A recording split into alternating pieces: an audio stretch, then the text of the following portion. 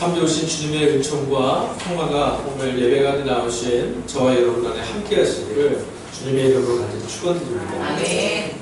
바라기는 여러분이 한 주간 세상에서 얻고자 이렇게 열심히 뛰셨던 것들, 그것이 줄 수 있는 위로나 위안보다 하나님이 주시는 은총과 위로가 우리 안에 참된 기쁨임을 회복할 수 있는 매일매일의 시간 되시기를 간절히 소망합니다.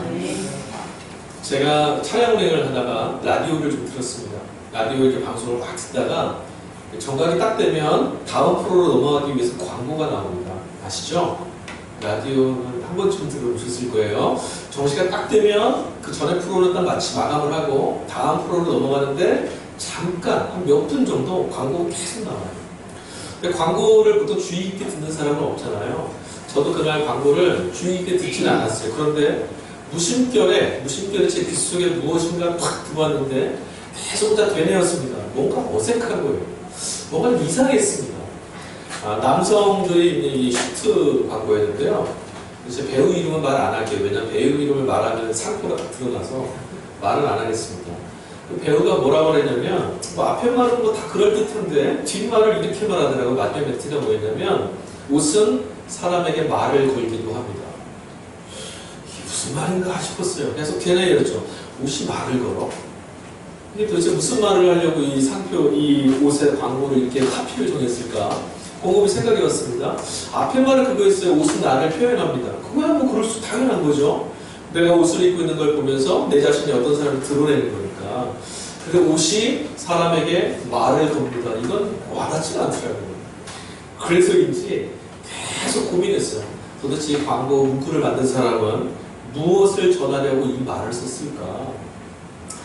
한 주간 내내 묵상했습니다. 하나님 말씀 묵상해야 되는데 광고 카피를 내내 묵상하다가 카피를 만든 사람의 의도가 어떤지는 모르겠지만 저 나름대로 생각한 건 뭐였냐면 나를 표현한다는 말과 사람들에게 말을 겁니다는 말이 사실은 동의어인데 표현만 바꿔서 한 것 같더라고요. 우리 한번 이 시간에 함께 하신 저와 여러분들, 이 예배관에 참여하신 분들을 잠깐 좀 살펴보는 시간을 가질게요. 여러분들은 뭐 저를 다 보고 계시고 저도 여러분들을 보고 있지만 여러분의 좌우 옆에 계시는 분들이 지금 어떤 옷을 입고 어떻게 앉아 계시는지 잘 못 보셨잖아요. 그죠? 잠시 한 10초 동안의 시간을 드릴게요. 앞뒤 좌우에 계신 분들의 옷을 한번 쫙 스캔해 보세요. 쫙 보십시오. 다 보셨어요? 이 정도면 다 되나요? 자, 봤습니다. 자, 여러분들 지금 옆에 계신 분, 앞에 계신 분, 뒤에 계신 분들 입고 있는 옷을 한번 쫙 스캔했습니다. 뭐 말이 들리십니까? 그 사람의 옷이 뭔가 말을 걸고 있나요? 그러면은 다시 질문해 보겠습니다. 여러분 지금 옆에 사람, 앞에 사람의 옷을 보셨는데 뭐가 제일 먼저 보였습니까? 뭐가 제일 먼저 보였어요? 말씀을 좀 하세요. 색깔, 또 모양, 스타일, 또 뭐가 제일 먼저 보였습니까? 무늬, 오케이. 또 그냥 말하시는 거예요, 그냥 솔직하게. 없어요? 사람들의 옷을 딱 보면 이제 저는 혹시나 이런 말이 나오지 않을까 싶었어요. 그 상품 되게 비싼 건데. 저거 명품인데 이런 말 안 나왔으면 했는데 안 나와서 감사합니다. 속으로 생각하시는지 모르겠지만 적어도 말씀 안 해주셔서 옷값이나 옷의 상표나 메이크업 이런 것보다 그 옷을 입고 있는 사람을 먼저 보실 수 있으면 좋겠어요. 그 옷을 입고 있는 그 안에 있는 사람이 먼저 보이는 그런 눈이 우리 안에 있어야 될 줄 믿습니다. 옷 참 소중하죠. 옷 안 입고 사는 사람은 에덴 동산 이후로 한 명도 없었습니다. 그렇죠? 그래서 오늘도 우리는 옷을 입고 있습니다. 날씨는 무더워서 입고 싶진 않아도 누군가와 함께하기 위해서 우리는 옷을 입어요. 옷이 우리들에게 꼭 필요한 이유는 뭐 여러 가지 이유가 있죠. 학생들 학교에서 배울 때는 뭐 체온을 유지시키고 무엇인가 긁히거나 이런 것들을 보호하기 위해서 라고 합니다. 또 두 번째는 아까 말씀하셨던 그 스타일, 그것을 입음으로 내가 좀 멋스럽게 보이게 하려고. 또 있습니다. 사람들이 옷을 입는 이유가 하나 더 있어요. 방금 전에 제가 명품이나 가치가 안 보이고 사람이 보였으면 좋겠다고 말씀드렸잖아요.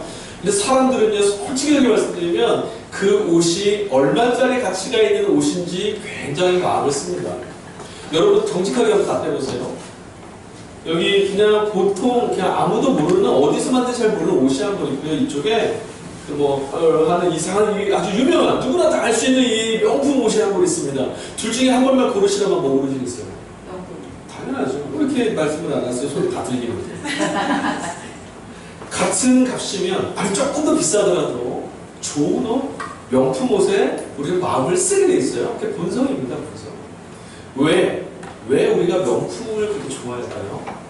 그 마트 같은데 백화점 같은데 가면 이게 좀 쾌적하고 좋은 환경인데 백화점에 갑자기 그 쾌적한 환경이 다 무너져 버릴 때가 있어요. 언제인지 아세요? 방송에 나옵니다. 5분 세일. 그럼 막 난리가 나죠. 그 평화가 다 무너지고 사람들이 몰려들어서 뭐 평상 지금 봤을 때 얼마나 좀 지적으로 보이시고 고상해 보이시는 상관없이 모두 다 자기가 칠만 옷을만 가져가려고 막 몸부림칩니다. 명품이니까. 그게 싸게 판다니까. 왜 사람들이 명품을 그렇게 좋아할까요? 저도 명품 좋아합니다. 물론 가진 건 없지만 명품 좋아는 해요. 왜 좋아하세요? 왜 명품을 좋아하세요? 한번 잘 자문해 보십시오.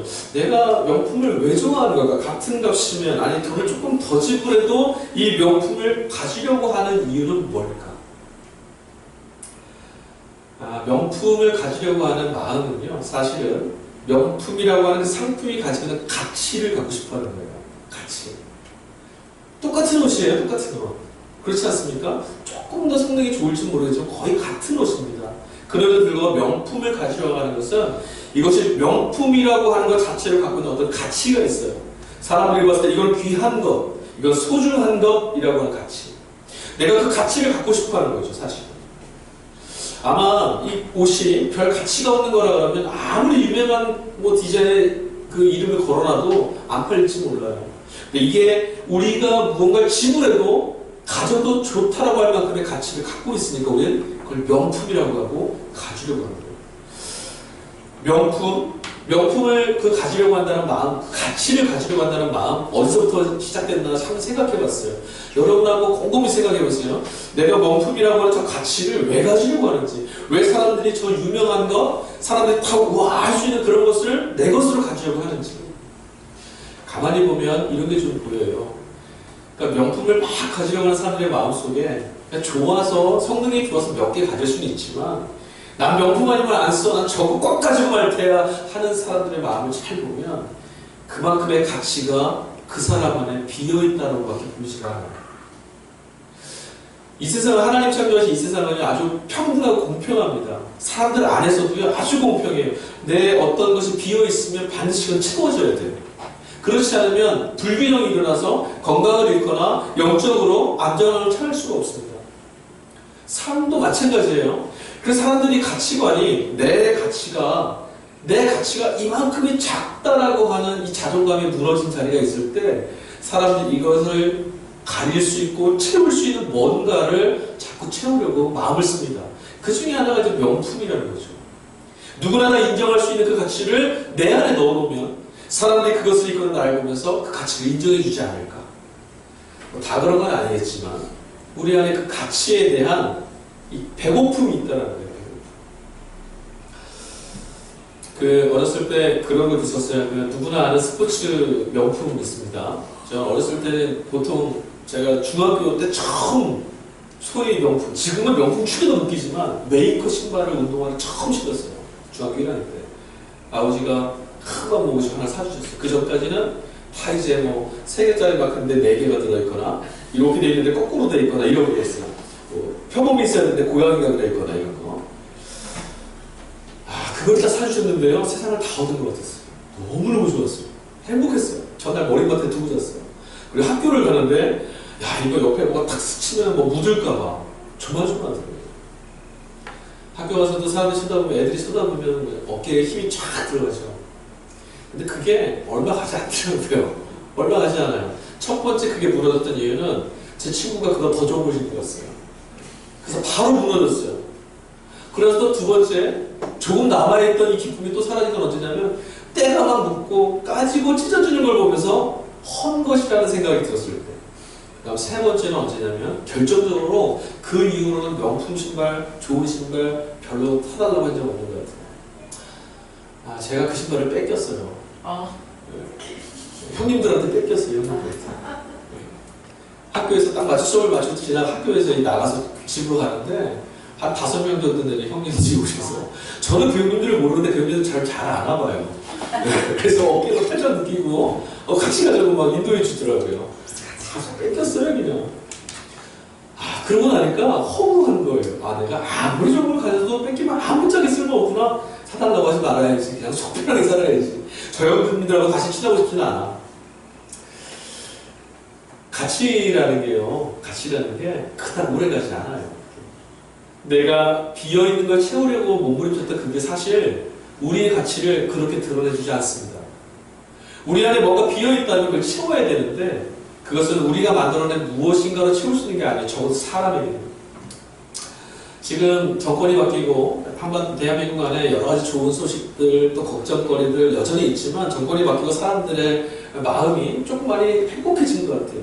기대감이 있어요. 뭔가 달라지겠지 하는 기대감. 지난주에 제가 뉴스를 보다가 이제 딸아이를 학교에 데려다 주면서 뉴스를 이렇게 듣거든요. 라디오를 이렇게 듣고 또 TV도 보니까 또 나오더라고요. 그 뉴스를 하나 접했는데 뭐였냐면 대통령이 신고 있는 낡은 구두 이야기였어요. 여러분 들어보셨어요? 네. 대통령이 신고 있던 구두가 아주 낡은 그리고 이름도 알려져 있지 않는 그런 상표였어요. 그걸 뭐 사람들의 입에 이제 막 그 이야기가 오르내렸지. 야 검소하다. 뭐 이렇다 하면서. 근데 그 구두의 이야기, 숨은 이야기를 제가 들었어요. 그 구두를 만든 회사가 장애인들이 함께 모여서 차린 회사예요. 사장님은 시각장애인이고 거기서 장애인으로 일하시는 분들은 청각장애인들이세요. 그분들 몇 분이 모여서 열심히 배운 기술을 통해서 구두를 한 켤 수제로 만든 거죠. 푸른 꿈을 꿨습니다. 우리도 우리 손으로 자립해가지고 우리 손으로 이 사회에서 힘껏 한번 살아보자. 시각장애이신 사장님은 자신들이 만든 신발을 신고 다니는 사람들을 막 상상하면서 만들었어요. 그런데 신발이 잘 팔렸을까요? 안 팔렸을까요? 안 팔렸습니다. 사람들의 선입견이 있었어요. 뭐였냐면 장애인가 만든 거라면 신발의 품질 또한 별로 좋지 않을 거야. 뭔가 좀 부족할 거야. 그런 신발이었다는 거예요. 그래서 이 회사가 망했어요. 5년 전에. 문을 닫았어요. 못 버티고 결국 망했는데 다시 이야기가 회자되면서 그 회사도 나오고 사람들이 응원도 하고 이런 기사를 읽었습니다. 제가 그 이야기를 들으면서 그 대통령이 신었던 그 낡은 구두 사람들이 편견도 갖고 있고 그닥 명품도 아닌 신발 그런 신발에 아무도 관심 가지지 않을 때 선뜻 그 신발 좀 내게 다오해서 신고 그것을 지금도 신고 다니는 대통령을 딱 보면서 무슨 생각을 했냐면 대통령의 가치가 그 구두 때문에 더 빛나 보인다는 생각을 했어요. 그 사람의 가치가. 이 사람이 신고 있는 구두가 명품은 아니지만 이 사람이 신고 있는 구두가 수백만 원 하는 그런 구두는 아니지만 도리어 이 구두 안에 담겨있는 사람들의 이야기에 관심을 갖고 그들을 긍휼히 여기고 그들의 자리를 좀 돕고자 선뜻 손을 내밀었던 그의 마음이 어떤 명품 구두가 더 빛나 보이더라고요. 저는 그 얘기를 들으면서 이런 생각을 좀 했습니다. 오늘 예배 가운데 참여한 저와 여러분들이 어떤 명품을 통해서 우리를 좀 빛내봐야만 하는 비어있는 그런 영혼이 아니라 어느 곳에 무엇을 입던 무엇을 신던 누구를 만나던 여러분이 그곳에 있음으로 그곳의 가치가 더 빛날 수 있는 그런 명품 같은 사람들이 되셨으면 좋겠어요. 정말 우리 그래야 됩니다. 언제나 내 자리를 좀 빛내보려고 내 비어있는 걸 자꾸 채워보려고 무엇으로 채울까 몸부림치는 그런 삶이 아니라 누군가 그러고 있을 때 그 옆에 찾아가서 그 사람의 가치가 얼마나 귀중하고 소중한지를 이야기해 줄 수 있고 그 사람을 더 빛내줄 수 있는 사람 그 사람이 진짜 명품 아니겠습니까? 명품을 찾는 사람들의 마음이 비어져 있어서라고 제가 말씀드렸어요. 근데 사실 위험한 발언이기도 하지만 감히 말하건대 무엇인가의 밖에 있는 가치를 내게 자꾸 취해라 한다면 그 가치만큼 내 속은 비어있음을 우리 꼭 기억해야 돼요. 정말 중요한 건 어떤 명품을 갖다 채울 거냐가 아니라 내가 그 명품 앞에 합당할 만한 그릇으로 채워져 가느냐가 훨씬 중요해요. 오늘 성경을 보니까 바울 사도가 이런 얘기를 해요. 사람을 두 분류로 딱 구분합니다. 어떻게 구분했냐면 같이 읽은 23절 보니까 믿음이 오기 이전의 사람들과 믿음이 온 이후의 사람으로 딱 구별을 하더라고요. 그러니까 둘밖에 없는 것이 바울이 봤을 때는 세상에 많은 사람이 있지만 바울의 눈에 딱 두 사람밖에 없어요. 믿음이 오기 이전의 사람, 믿음이 온 이후의 사람. 우리는 어느 사람이죠? 믿음이 온 이후의 사람들입니다. 믿음이 오기 이전의 사람들을 바울이 오늘 본문 말씀에서 두 가지로 표현을 해요. 많은 이야기가 있지만 그냥 요약하자면 딱 두 단어를 씁니다. 갇혀있는 바, 매여있는 바. 이런 사람들이라고 이야기해요.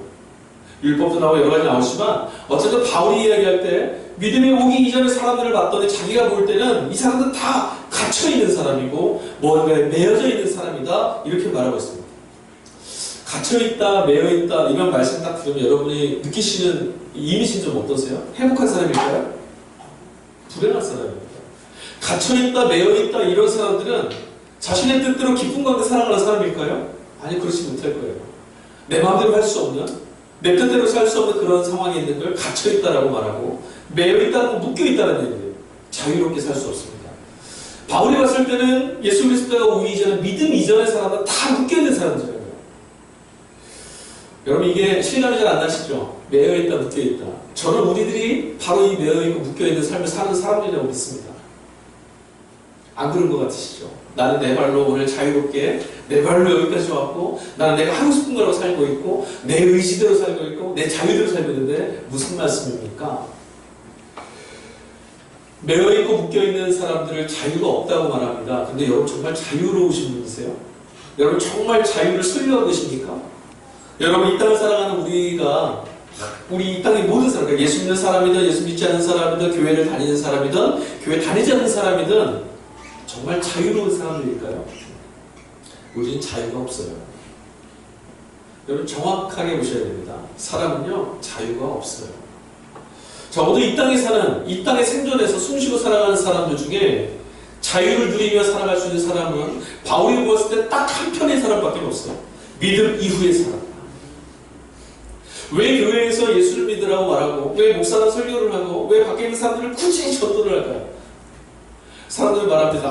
교회는 너무 좀 시끄럽고 귀찮게 그냥 자기들끼리 믿고 놔두지 왜 놔두지? 왜 자꾸 예수 믿으라고 하니? 마음은 하나입니다.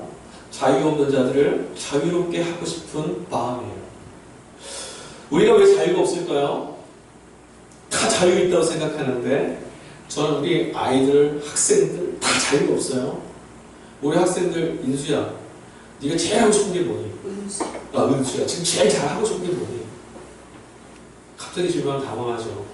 근데 은수가 말할 수 있을까? 제일 하고 싶은 건 뭐야? 없어? 모르겠어? 갑자기 질문하면 내 세포가 정지됩니다. 은수가 분명히 하고 싶은 게 있을 거예요. 놀러 가는 것도 있을 수 있고 하루 종일 놀이동산에서 뛰어노는 것도 하고 싶을 수도 있고 하루 종일 형님들과 함께 PC방에 가는 것도 하고 싶을 수도 있고 아니면 학교 나가지 않고 산으로 들어 뛰놀고 싶은 생각도 있을 수 있고 근데 우리 은수는 그런 자유가 없습니다. 학교 가야 됩니다. 월요일이 되면 학교 가야 됩니다. 우리들 모두 마찬가지 아닙니까? 한 주일 동안 여러분 열심히 사셨잖아요. 열심히 땀흘리게 사셨습니다. 정말 열심히 성실하게 사셨습니다. 근데 여러분 주일 저녁만 되면 야 나는 일하러 가고 싶어. 좀 해주셔. 나의 행복은 일하는 것이야. 나는 내일도 수고해야 돼. 그것이 나의 생존의 이익이야. 이런 분 있으세요? 없잖아요. 그럼에도 불구하고 우리는 오늘 밤 다 끝나고 나면 내일 아침부터 자 일하러 가세 준비를 해야 됩니다. 월요병이라는 게 있죠. 저도 예전에 월요병을 굉장히 크게 앓았던 사람인데 정말 힘들었어요. 몸이 진짜 다리에 한 100kg짜리 추를 2개 정도 무는 거 같아요. 월요일만 되면 아프고 쑤셔요. 여러분 월요병 있으세요? 왜 있습니까? 월요일이 즐겁다면 월요병이 있겠습니까? 여러분 당장 월요일에 휴가를 냈다고 생각해 보세요. 그 월요일이 지겹겠습니까? 기대가 되시겠습니까? 기대가 되죠. 왜? 내가 하고 싶은 일을 할 수 있는 시간이 됐으니까. 근데 우리는 그런 자유가 없어요. 월요일이 되면 내 의지와 상관없이 우리는 일하러 가야 됩니다. 또 얘기를 해볼까요? 회사의 CEO입니다. 그러면 CEO는 자유로울까요? 아니요, 그렇지 않아요. 직장에 조금 늦게 나갈 수 있습니다. 그러다 자유한 사람은 아니에요. 이 사람도요, 돈이 요구하는 대로 움직이지 않을 수가 없어요. 돈이 오라 하는 곳에 가야 되고요. 돈이 가라 하는 곳에 가 있어야 되고, 돈이 하라는 걸 해야 됩니다. 그렇게 따지면 이 시대를 살고 있는 우리 모두는 다 지배당하고 있는 사람입니다. 내 마음대로, 내 의지대로 할 수 없습니다. 그뿐이 아닙니다. 성경은 여기에 더해서 더 다른 증상도 얘기해 줍니다. 여러분, 우리는 뜻하지 않은 고통을 당합니다. 아플 때도 있고 슬플 때도 있고 몸에 질병이 생길 때도 있고 속상할 때도 많고요. 내 의지대로 살아가는 것보다는 막히는 일이 더 많아서 힘든 삶을 살아갑니다. 성경은 우리에게 그래서 뭐라고 하냐면 자유 없는 존재라고 얘기해요. 종국적으로 뭐까지 없냐면 이 모든 고통, 슬픔, 좌절, 아픔, 괴로움, 질병, 이 모든 괴로움을 거부할 힘이 없는 자유 없는 존재들임에도 이 뒤에 뭐까지 없냐면 죽음이 우리에게 닥쳐오는데 그 죽음으로부터도 우리는 자유롭지 못하다. 사실 성경은 지금 우리가 괴로워하고 힘들어하는 이 땅에서 사는 삶의 어떤 힘든 일들 있지 않습니까? 있지 않습니까? 그들 모두가 죽음에 의해서 드러나는 증상이라고 얘기해요. 여러분 왜 슬픈 줄 아세요? 여러분 왜 괴로운 줄 아세요? 여러분 왜 우리가 살면서 낙담하고 좌절하고 답답하고 이런 줄 아십니까? 우리가 죽음을 거부할 수 있는 힘이 없는 죽음에 전염되어 있는 병에 걸린 사람들에서 그래요. 믿지 않으셔도 어쩔 수 없습니다. 우리는 다 죽는 사람들이니까. 이게 본질이거든요. 죽음이 우리 안에 있기 때문에 죽음이 지배하는 모든 힘들에게도 우리는 굴복당해요. 그래서 괴로워요. 자유가 뭘까요, 여러분? 지금 자유에 대해서 얘기했잖아요. 자유가 뭘까요? 내 마음대로 할 수 있는 것, 이게 자유일까요? 자유를 언어적으로 정의를 하자면 내 마음대로 할 수 있는 것, 그거 아니고요. 무엇인가 나를 억누르려 하는 것들을 거부할 수 있는 힘을 자유라고 하는 거예요. 내 마음대로 하는 건 그건 방종이죠. 그건 자유가 아니에요. 진정한 자유는 성경이 우리에게 제시해주는 가치로서의 자유는 뭐냐면 무엇인가 나를 짓누르고 나의 권리를, 나의 가치를 빼앗아갈 때 그것을 거부할 수 있는 힘이 있는 걸 자유라고 합니다. 근데 우리는 자유하지 못해요. 왜요? 직장에서 월요일 아침에 몇 시까지 나오세요 할 때 싫어! 할 수 없잖아요. 회사에서 사장님이 너 주일에 너 교회 가지 말고 오늘은 네가 간다해서 꼭 나와야 돼. 큰 거냐. 안 나오면 잘라버린다. 싫어! 하실 수 있어요? 못합니다. 못해요. 왜? 왜 자유가 없거든요. 힘이 없어요. 질병이 닥쳐왔을 때 여러분 감기가 왜 걸리는 줄 아세요? 우리 몸이 감기 바이러스가 들어왔을 때 그 감기 바이러스를 물리칠 수 있고 거부할 수 있는 힘이 있으면 감기 안 걸리는 거예요. 그보다 힘이 없으니까 걸리는 거죠. 왜 우리는 죽는 존재일까요? 죽음이 우리에게 닥쳐왔을 때 죽음을 거부할 힘이 없어서 그래요. 그래서 이 땅의 모든 사람들은 다 죽음을 거부할 수 있는 힘이 없는 존재라고 하는 것을 성경은 뭐라고 말하냐면 로마서 3장 23절이 그렇게 말해요. 모든 사람이 죄를 범하였음에 하나님의 영광에 이르지 못하더라. 모든 사람이 죄를 범하였다라는 말은 무엇이냐면 모든 사람은 다 이 땅에 사는 누구나 예외 없이 죽음이라고 하는 또 죽음이 가져다주는 여러 가지 증상들 앞에서 그것을 거부할 힘이 있는 자유로운 사람은 하나도 없다는 거예요. 맞죠? 맞죠? 세상에 인류 역사 가운데 있었던 수많은 인물들이 있습니다. 현자도 있었고 지혜인도 있었고 정복자도 있었고 많은 사람도 있었어요. 그 사람 다 어딨습니까? 죽었습니다. 죽음을 거부할 힘이 없어요. 구속당해 있고 매여 있는 거예요. 거기서 풀려 나올 수가 없어요. 그렇다면 여러분, 이제 우리는 진짜 자유를 얻기만 하면 우리 안의 가치, 우리의 생명, 우리의 기쁨, 행복을 얻을 수 있음을 깨달을 수 있습니다. 어떻게 해야 됩니까? 어떻게 해야만 자유를 얻을 수 있을까요? 어떻게 해야만 우리를 짓누르는 힘으로부터 그걸 거부하고 나는 자유롭다라고 외칠 수 있습니까? 이것이 우리 인류의 목적 아니겠습니까? 그래서 많은 사람들이 그것을 좀 얻어보려고 애쓰고 수고합니다. 대부분의 사람들은 그것을 돈이라고 생각해서 돈을 벌려고 애를 씁니다. 돈은 유익한 것이고 편리한 거고 좋은 것입니다. 그러나 돈으로 내가 그걸 거부할 힘을 가질 수는 없습니다. 우리가 아무리 돈을 많이 가져도 세상은 나보다 돈이 더 많습니다. 그러니 그래도 힘이 셉니다. 요구하는 대로 해야 됩니다. 그러니까 이것으로 나는 절대 행복해질 수 없습니다. 그렇지 않아요? 자유로울 수 없어요.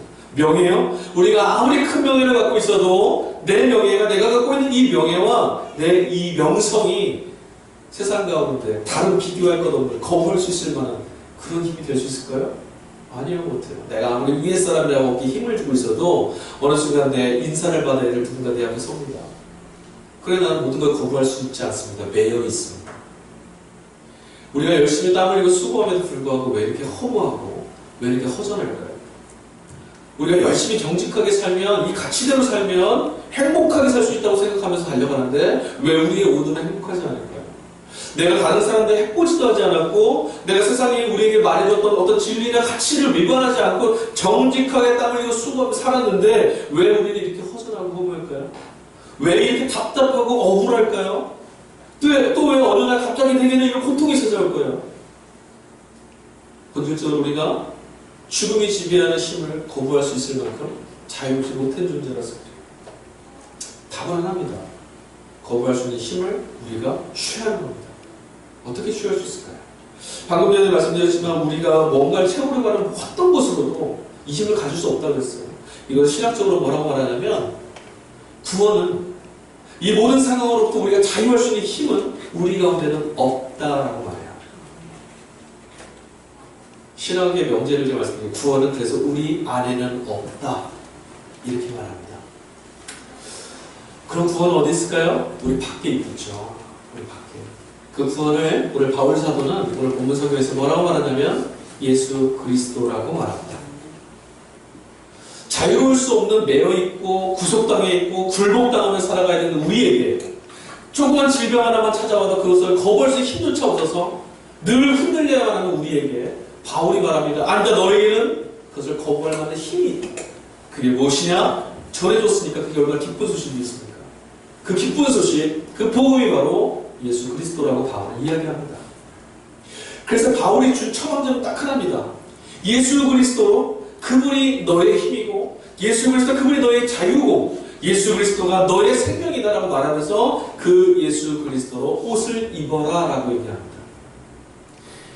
근데 예수 그리스도로 옷 입는다는 말씀이 좀 추상적이지 않습니까? 예수님을 어떻게 뒤집어 입을 수도 없고 어떻게 해야 됩니까? 이걸 좀 이해하려면 옷 입는다는 게 무엇인지 좀 이해해야 돼요. 고대 시대에는요, 성경이 쓰여진 이 고대 시대에는 왕이 잔치를 배설하거나 왕이 누군가를 초대할 때 초대받은 사람에게 왕이 옷을 하사합니다.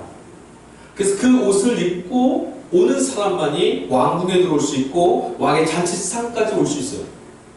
자기가 갖고 있는 좋은 옷을 입고 온다고 해서 들어갈 수 있는 게 아니고 메이크 옷을 입고 간다고 해서 들어갈 수 있는 게 아니에요. 왕이 하사한 옷을 입어야만 왕의 초대를 받은 사람이라 들어갈 수 있습니다.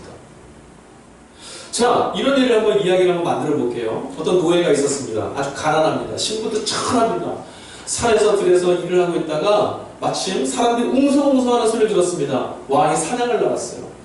근데 왕이 혼자서 막 달려가다가 신하들이 못 쫓아오고 있는데 툭 떨어졌습니다. 툭 떨어져서 다리가 탁 부러진 것 같아요. 못 움직이고 신나는데 그 앞에 곰이 한 마리 나타나는 거예요. 죽게 생겼죠. 끝났습니다. 신하들이 멀리 떨쳐놓고 신났다고 막 왔는데 넘어져서 부상을 당했고 앞에 곰은 와 있습니다. 죽게 생겼습니다. 근데 이 노비가 가서 곰을 쫓아냈습니다. 왕이 얘기해서 생명의 은인이잖아요. 그래서 왕이 말했습니다. 내가 너를 꼭 기억하마. 은혜를 갚겠다. 어느 날 이 노비에게 궁궐에서 사람이 찾아왔어요. 무엇을 줬냐면 옷 한 벌을 줬습니다. 그리고서 이렇게 말하죠. 명년 몇 시에 이 옷을 입고 궁궐로 들어와라. 왕이 잔치를 베푸시는데 너 초대받았어. 들어와.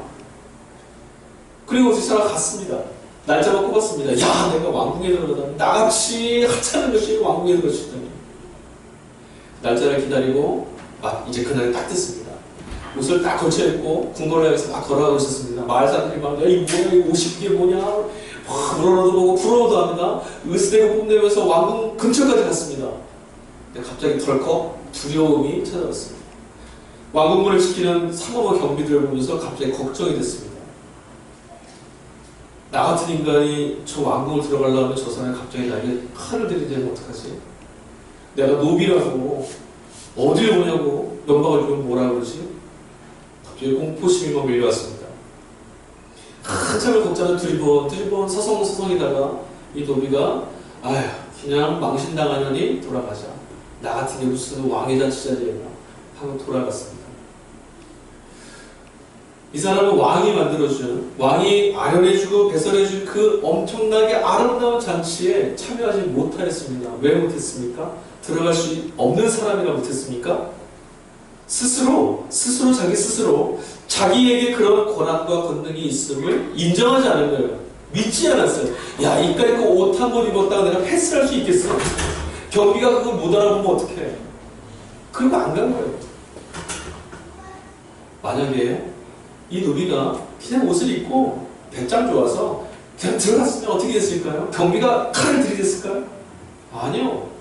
왕이 하산 옷이라 쳐다보지도 못합니다. 저 사람은 왕이 초대한 사람. 패스하는 거죠. 이게 뭡니까?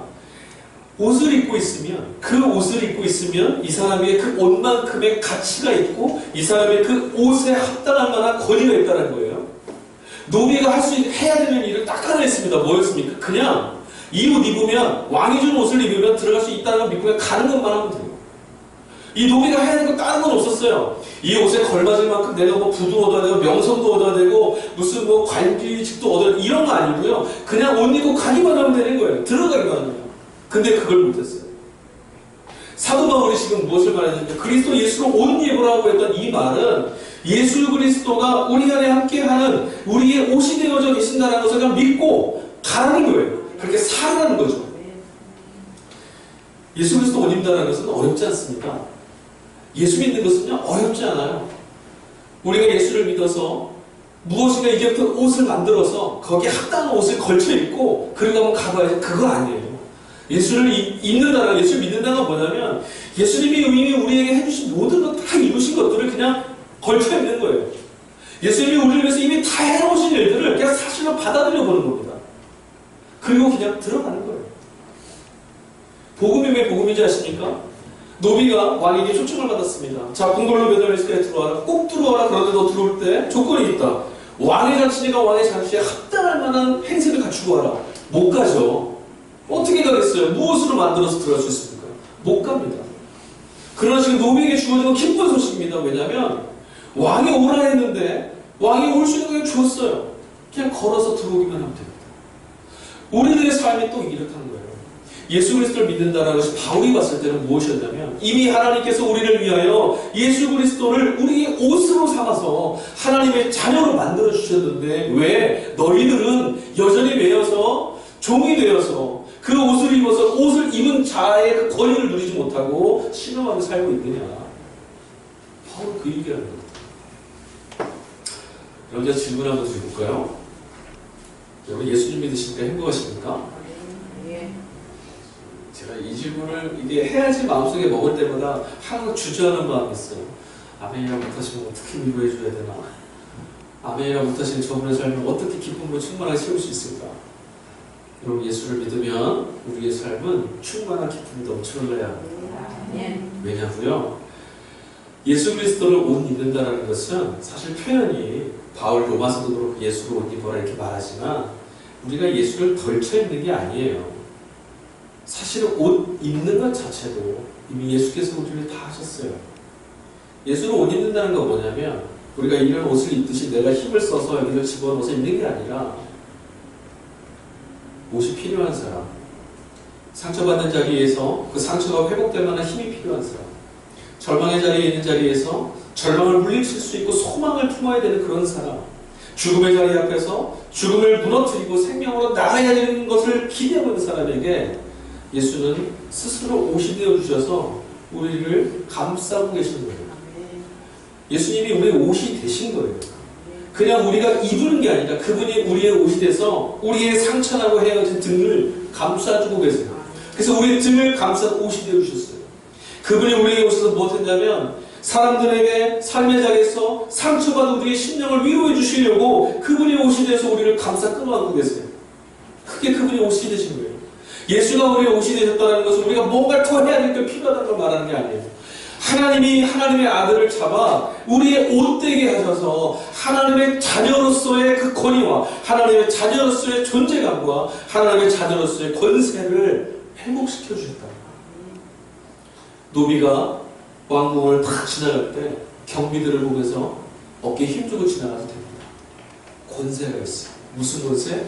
왕이 하산 옷을 입고 있는 사람의 권세. 그 옷을 벗으면 그 순간 노비는 노비예요. 천민이 되는 거예요. 그러나 그 옷을 입고 있으면 그 옷이 그 사람의 가치를 올려줍니다. 그 옷이. 예수 그리스도를 믿는다는 건 예수님이 우리를 위해서 모든 걸 다 행하셨다.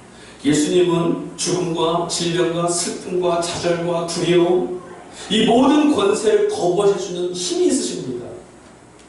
어떻게 믿냐고요? 예수는 부활하셨잖아요.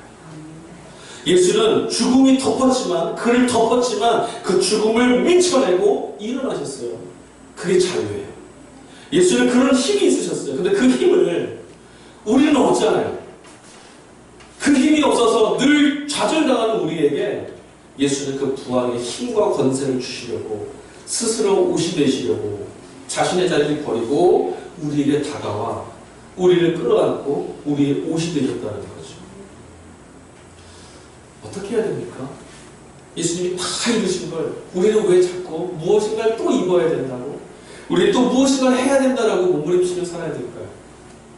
이 경계가 무엇이냐면 바울이 얘기했던 믿음 이후, 믿음 이전입니다. 받아들이고 사람은 믿음이 없는 거고요. 받아들이지 못하면 믿음이 없는 것입니다. 그러나 그 믿음의 한 선, 그 경계의 결과는 아주 큽니다. 예수 그리스도가 믿음 안에 우리 가운데 계심을 받아들임으로 그의 옷이, 그분이 내 옷이 되게 계셔서 하나님이 보셨을 때 나는 이 땅에서 가장 존귀한 자임을 깨닫는 자는 하늘의 아버지가 우리를 바라보시는 그 시선 가운데 살 수 있고요. 그분이 우리의 옷 되심을 받아들이지 못하면 이 세상 안에서 헐벗고 굶주린 내 모습만 보여 우리는 실족하게 됩니다. 어떻게 해야 되겠습니까? 예수님은 우리에게 가장 좋은 존재임을, 가장 아름다운 존재임을 회복시키시려고 하나님의 아들이신 자신의 몸을 우리의 옷을 주셨습니다. 창세기 1장에 보면 태초에 하나님이 천지를 창조할 때 인간을 창조하시고 얼마나 기뻐하셨는지 모릅니다. 인간을 창조할 때 기뻐하셨다는 얘기는 하나님의 무한한 사랑과 풍성함을 누릴 수 있는 그런 존재였다는 거예요. 우리는 다 그런 존재였습니다. 저와 여러분이 그런 존재였습니다. 성경은 우리에게 그렇게 말합니다. 네가 지금 부족해 보이고 지금 네가 힘들어 보이고 사람들이 너를 조롱하는 것 같이, 그래서 네가 괴로운지 모르겠지만 하나님은 너를 그렇게 만드시지 않았다. 너의 존재는 세상에서 이 모든 피조물 중에 가장 소중한 하나님의 걸작품이었다. 한번 시험해 볼까요? 자, 앞뒤 자리에 계신 분들을 한번 얼굴을 한번 쳐다보겠습니다. 한번 많이 보십시오. 한번 보십시오. 정말 걸작품입니까? 어떠십니까?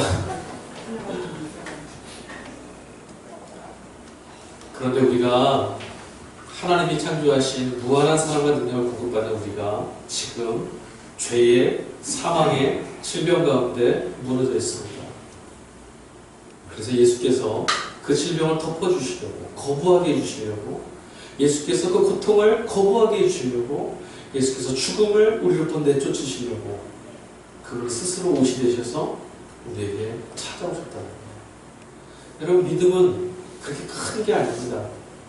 오늘 지금 이 낮에 하늘에 해와 달이 떠 있는 게 여러분 믿으세요?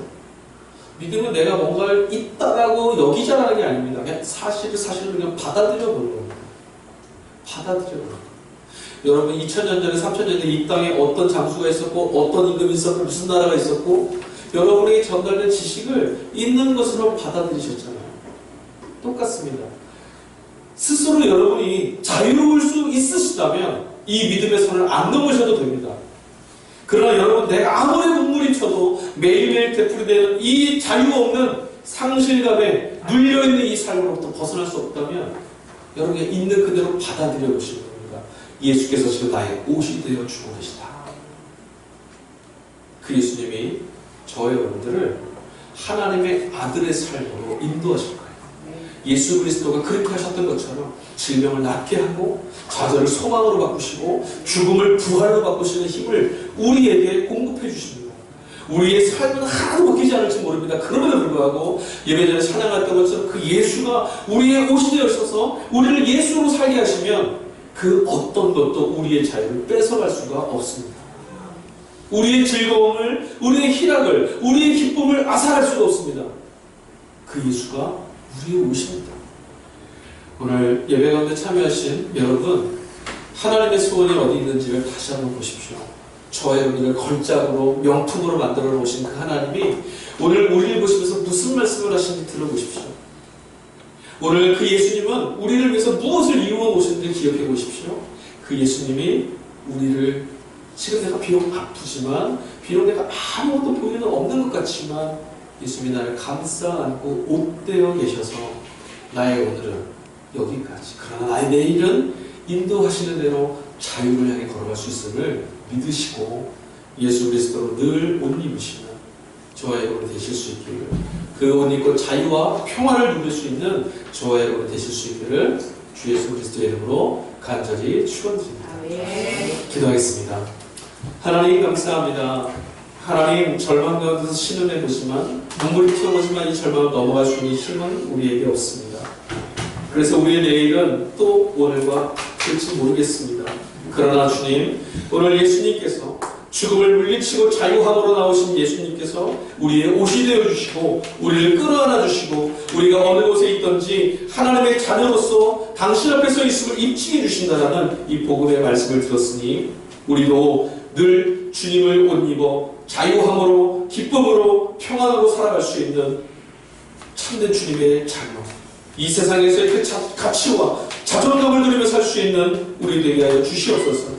하나님의 아들의 권세를 누리며 살 수 있는 우리 모든 성도들의 삶이 되도록 역사해 주시고 함께 하실 줄을 믿습니다. 감사합니다. 거룩하신 우리의 주 예수님의 이름으로 기도하였습니다. 아멘.